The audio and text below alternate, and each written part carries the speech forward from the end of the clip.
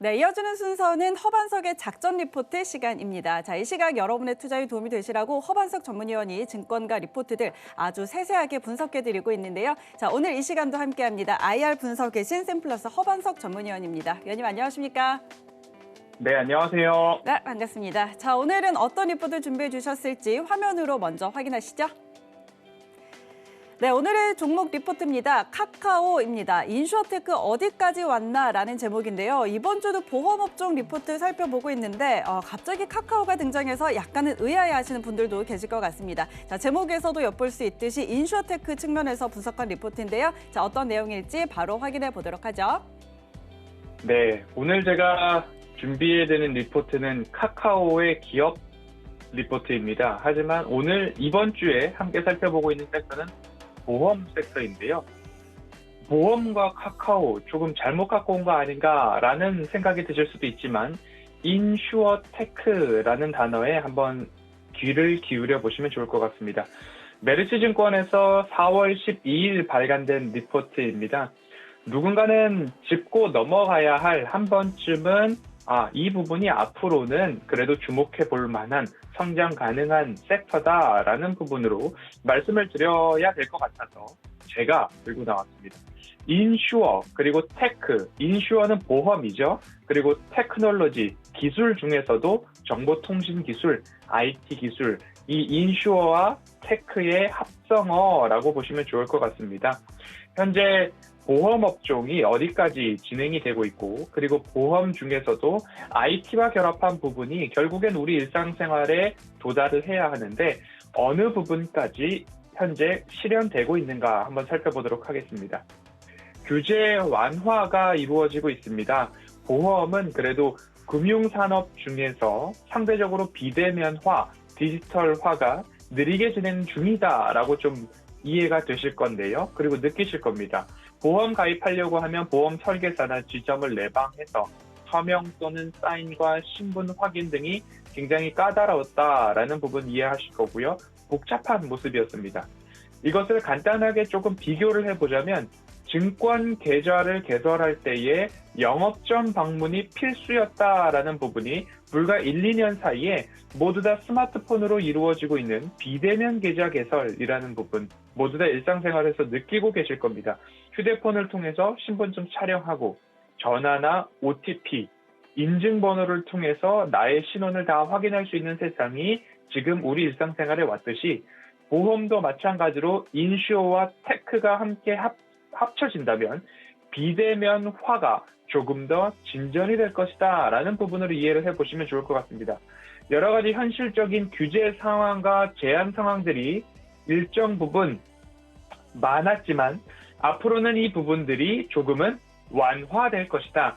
그래서 비대면화를 조금 줄여나가는 방법, 대면 의무를 녹취로 대체를 하고 화상 통화가 허용이 되고 AI 기술을 도입하고 대면과 비대면 방식을 서로 혼합해서 허용을 해준다면 앞으로 보험에 있어서도 IT 기술, 통신 기술이 접목된 부분 굉장히 많아질 수 있다라는 부분으로 이해를 해주시면 좋을 것 같습니다. 최근 금융당국이 비대면 그리고 소액 보험 판매를 위한 규제 완화 계획이 발표가 되었고 향후 인슈어테크의 성장 기반으로 자리 잡을 것이다라는 부분이 오늘 제가 말씀드리는 부분의 핵심 포인트다라고 이해를 해주시면 좋을 것 같습니다. 6월 소액 단기 전문 보험사가 도입될 전망이고요. 기존 보험사 같은 경우에는 약 300억 원 정도의 자본금이 필요했다면 앞으로 소액 단기 보험사, 전문 보험사들은 자본금 20억 원 정도로 완화된다. 그래서 진입 장벽도 낮추고 그리고 인가 진입 장벽도 낮춰졌다라고 보시면 좋을 것 같습니다. 그 외에도 대면 계약 그리고 서명, 본인 확인 모두 다 정보통신 기술을 도입하는 데에 문이 열리고 있는 것이 현 시점의 상황이다라는 점 한번 짚어보시면 좋을 것 같습니다. 어제 삼성화재 리포트를 말씀을 드릴 때에 사실 2020년에 카카오페이, 카카오와 삼성화재의 디지털 손해보험사 설립 추진 실제로는 있었지만 서로 간의 의견 차이로 인해서 두 기업 사이의 시너지는 없던 일이 되었고 오늘 이 인슈어테크를 말씀드리기 위해서 일정 부분 살짝 예고편을 드렸다라고 이해를 해보시면 좋을 것 같습니다. 조금 더 살펴보면 중국의 온라인 보험 시장이 먼저 열렸습니다. 중국을 가보셨던 분들은 QR코드를 통한 결제가 굉장히 활성화돼 있고 우리나라의 뭐 삼성페이 그 이상을 뛰어넘었다라고 보시면 좋을 것 같습니다. 단편적인 예로 길거리에서 일종의 동량 국어를 하시는 분들조차도 목에 설명하는 팻말을 걸고 있는 것이 아니라 나의 QR코드, 나의 지갑은 여기입니다. 여기로 기부를 해달라고 하는 모습까지도 나타나고 있는 모습들을 봤을 때 온라인 시장, IT 기술 굉장히 중국이 우리나라를 빠르게 추격하고 있는데 중국의 온라인 보험 시장 마찬가지로 19년도 2,696억 위안, 하지만 13년도에는 291억 위안 정도밖에 되지 않았습니다. 연평균 45%의 성장을 보이고 있다라는 모습입니다. 중국의 온라인 보험료 비중입니다. 굉장히 빠르게 증가하고 있는 모습인데요. 비중 자체가 굉장히 4% 미만, 2% 미만에서부터 현재 10% 가깝게 올라와 주고 있는 모습입니다. 그리고 중국의 온라인 구매 선호도를 보면 간편하고 저렴한 보험은 온라인으로 하고 복잡한 보험은 오프라인으로 하고 있다라는 사람들이 60%를 넘어가고 있습니다. 모든 보험을 온라인으로 하고 있다라는 사람들도 7%를 넘어가고 있고요. 아직까지 모든 보험을 오프라인으로 해결하고 있다라는 분들은 15% 정도였습니다. 결국 이 6%, 7% 가까운 부분과 15%, 16% 가까운 부분의 그 비율 간극이 이 안에서 60%의 보험 고객들 중 어느 부분으로 이제 더 많이 쏠릴지, 우리가 증권계좌를 개설할 때에 증권사 지점을 방문하는 것과 오프라인, 나의 휴대폰으로 비대면 계좌 개설하는 것, 여러분들의 일상에서는 어느 비중이 더 크신지를 한번 생각을 해본다면 앞으로 온라인 보험 시장도 결코 간과할 수 없는 그런 부분이다라고 이해를 한번 해보시면 좋을 것 같습니다. 왜 온라인 보험 상품을 구매하고 있는가? 편리함, 단순함, 신속함, 이 세 가지로 한번 요약을 해볼 수 있을 것 같습니다. 앞으로 AI 기술까지 접목을 된다면 빠른 보험 가입뿐만 아니라 빠른 보험금 지급까지도 가능하다라는 부분 기억을 해보시면 좋을 것 같습니다. 카카오 보험을 한번 살펴보겠습니다. 카카오 플랫폼 개발 그리고 상품 판매 가격이 경쟁력이 될 것이다. 그리고 그 타겟층은 2030 또는 MZ세대, 굉장히 연령층이 낮아질 것이다. 그리고 단기간, 그리고 짧은 기간, 예를 들어서 운전을 해야 되는데 자동차 보험을 할 때에 아버지 차량을 또는 친척 차량을 친구 차량을 할 때에 3일이면 3일, 일주일이면 일주일, 단기 보험 가입할 때는 굉장히 손쉽게 가입할 수 있도록 삼성 화재도 그렇고 진행이 되고 있지만 이 스마트폰을 통한 저렴한 보험과 빠름, 편리함, 신속함, 이 부분의 강점으로 꼽는다면 앞으로 이 디지털 손보사 굉장히 매력적일 것이다 라는 부분입니다. 2019년 7월 인수한 이미 인바이유가 법인보험 대리점 판매를 담당을 하고 있고요. 앞으로 세입자 보험, 자전거 보험, 운동 손해보험, 여행자 보험 등 카카오 보험이 출시가 되고 진행이 된다면 이 부분이 굉장히 타겟으로 작용이 될 것 같습니다. 조금 더 설명을 드리면 카카오는 금융 규제 안으로 들어오고 있습니다. 이 말을 또 다르게 비교를 해드린다면 카카오 모빌리티 사업이죠. 택시 사업인데요.